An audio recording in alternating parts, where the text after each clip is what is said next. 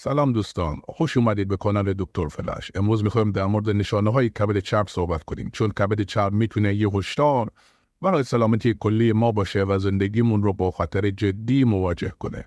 این موضوع خیلی مهمه که این علائم رو بشناسیم، چون اگه زود تشخیص داده بشه درمانش خیلی راحت تره. اگه آماده اید بریم سراغش، اما قبلش لایک و سابسکرایب یادتون نره. علائم کبد چرب: مورد اول، خستگی مداوم و بیحالی. این یکی از رایج ترین علائمه. وقتی کبد شما و چربی زیاد درگیر بشه، انرژی کمتری تولید میکنه. شاید حس کنید هر چقدر هم که میخوابید باز هم خسته اید، یا صبح اصلا نمیتونید از تخت خواب بلند بشید. دلیلش اینه که کبد در سمزدایی بدن اختلال پیدا میکنه و این باعث انباشت سموم و کاهش انرژی میشه. مورد دوم، درد در ناحیه سمت راست بالای شکم. این درد ممکنه خفیف باشه و فقط وقتی که ناحیه کبد رو لمس میکنید حس بشه. اگه کبد بزرگ یا ملتهب شده باشه، ممکنه فشار روی اندامهای اطراف وارد کنه و این باعث ناراحتی بشه. در موارد شدیدتر درد میتونه به یک ناراحتی دائمی تبدیل بشه. مورد سوم، زردی پوست و چشم ها. وقتی کبد درست کار نکنه، ماده ای به اسم بیلیروبین که باید از طریق کبد دفع بشه در خون تجمع پیدا میکنه. این باعث زرد شدن پوست، چشم ها و حتی ناخن ها میشه.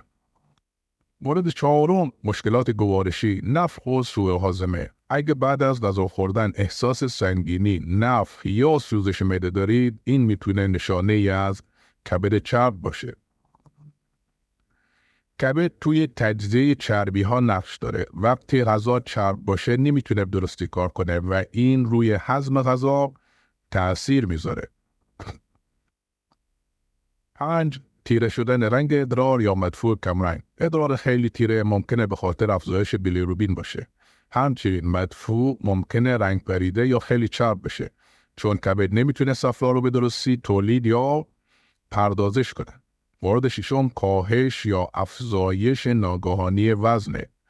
افزایش وزن دلیلش اینه که کبد چرب اغلب با مقاومت به انسولین همراهه که باعث افزایش چربی دور شکم و افزایش وزن میشه. کاهش ناگهانی وزن دلیلش چیه؟ وقتی کبد عملکردش رو از دست بده، بدن نمیتونه مواد مغذی رو به درستی جذب کنه.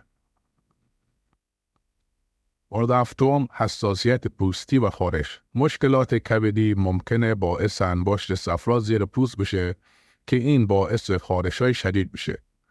معمولاً خارش بدون دلیل واضحی ظاهر میشه و ممکنه در شبها بدتر بشه. 8. کبودی یا خونریزی آسان. اگر راحت‌تر از همیشه کبود میشید یا خونریزی دارید، ممکنه به خاطر کاهش تولید پروتئین‌های ضروری برای انعقاد خون باشه. مورد نهم، کاهش تمرکز.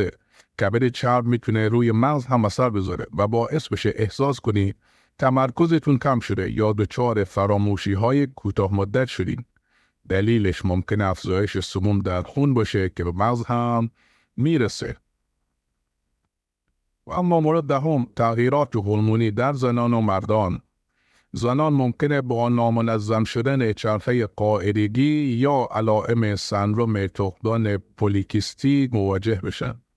مردان ممکنه کاهش میل جنسی یا مشکلاتی مثل بزرگ شدن بافت سینه رو تجربه کنن. مورد 11، تورم در پاها و مچاست. وقتی کبد نمیتونه به درستی کار کنه، مایعات در بدن جمع میشن که باعث ورم در پاها و مچها میشه. این معمولاً به همراه حس سنگینی یا درده. 12، خواب آلودگی و مشکلات خواب.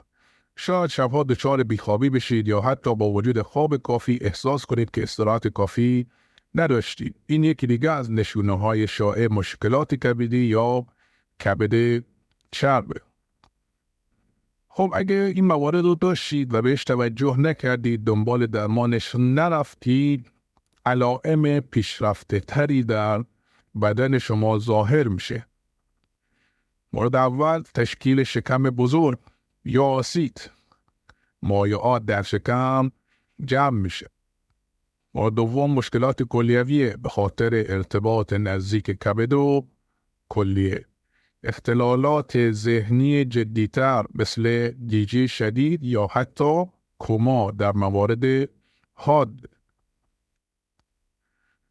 خب دوستان، اگه هر کدوم از این علائم رو دارید اصلاً استرس نگیرید، ولی حتما با یه پزشک مشورت کنید. آزمایش خون و سونوگرافی کبد میتونه تشخیص دقیق بده.